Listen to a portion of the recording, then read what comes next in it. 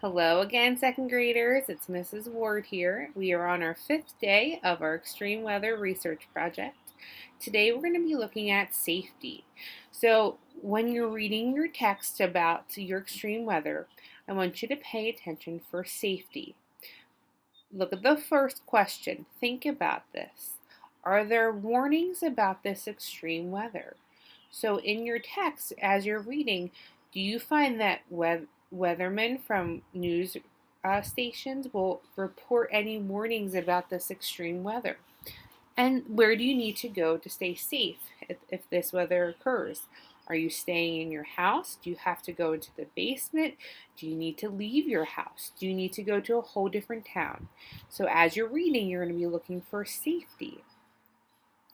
And then the second part is there something you should never do if this extreme weather occurs?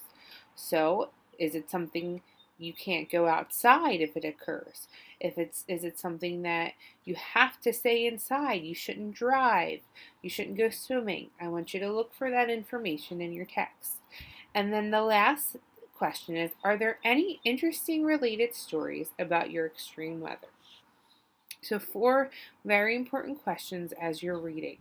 Kind of a big day for you, so you might have to do some extra reading or some extra researching. We're going to go into my stories again about, my text about droughts, and we're going to look at my graphic organizer and fill out underneath the word safety. So again, we're thinking about, are there warnings? Are there things we should not be doing in a certain type of weather? I'm going to click on the text that I already read. Because I've already read this, I can kind of just Glossary. I'm going to pause that. I can just kind of preview it. I don't have to read it all over again. I might find the chapter that I think the information will be in. So if I'm thinking about safety, you know what? I'm going to go to chapter 3, Deadly Droughts. I think that chapter might give me some type of information. So we're going to go to page 16. See if I can find it. Let's see. We talked here about deadly droughts, the Dust Bowl, the wind picked up, they suffocated animals, made it hard for people to breathe. So I wonder if all of this stuff was happening outside, maybe you want to stay inside.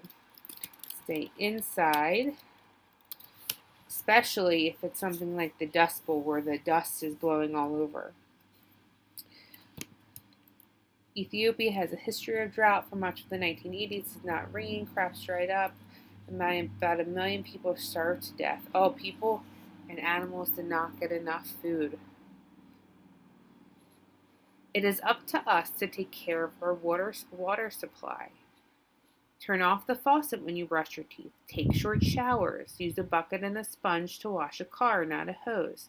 Do not water your lawn. How else can you conserve water?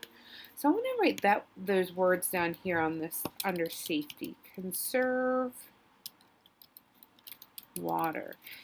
That's really important during a drought. If you're using too much water, then you're wasting the water that is in limited supply. So that was some information we found here. They also talked about not having enough food, so making sure you have food and supplies inside of your house. Okay, I'm going to exit out of that book since I was just kind of previewing it. Going in through this book that we had read the other day. Let's see. Deserts often go weeks with no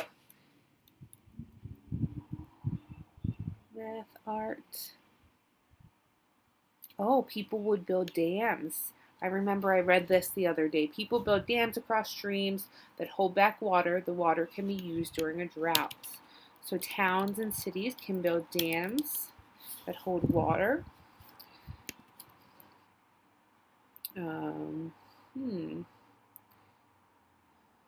Okay, so I think I got all of that information from there. We'll try one more book. Let's go to the beginning. Let's check out that table of contents. Maybe that will help us. Drought. Stopping droughts. That might give us information about stopping a drought or being safe during a drought.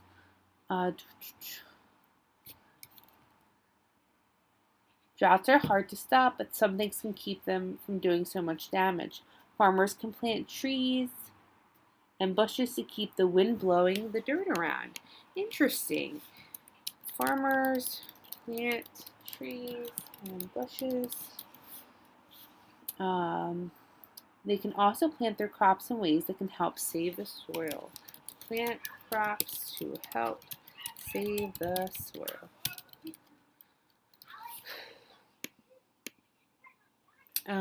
For people, even people in the city can help fight droughts. We can learn to save or conserve water. Again, another important information that we saw from the last two texts. So if you are reading your text and you keep seeing the same words or the same vocab words or phrases that keep coming up, that's probably going to be important for your research. And the last question we had talked about was finding interesting stories. So we had, are there warnings about this extreme weather, which the droughts did not have any warnings. Most of you will have a warning to put in your research project. Where do you need to go to stay safe? So I had found that you should stay inside. And then, is there something you should never do in this extreme weather? And the last one, are there any interesting related stories about your extreme weather?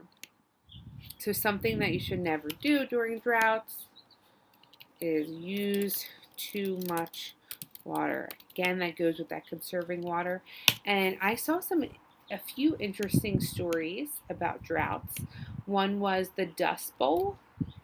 Chapter This was 3. in a few of my texts. So I'm going to put that, just Dust Bowl, on my graphic organizer, because that was something that was very interesting and kept popping up in my books.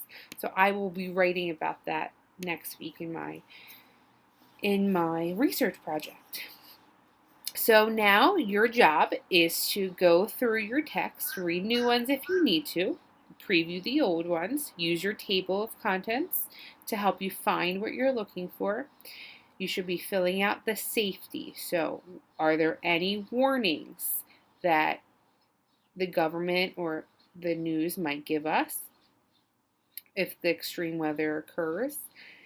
Is there anything you should not do? Are there any things that you should definitely do during this extreme weather?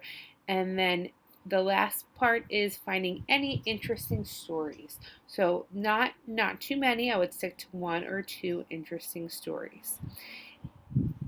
It's time to go through your text now and find this information. If you need to go back and fill out any other information on the other parts of your graphic organizer, you can. Now is a great time to start making sure all 4 parts are filled out and that you think you have enough information for next week. Next week we will begin doing our writing. So go ahead, start researching, and good luck.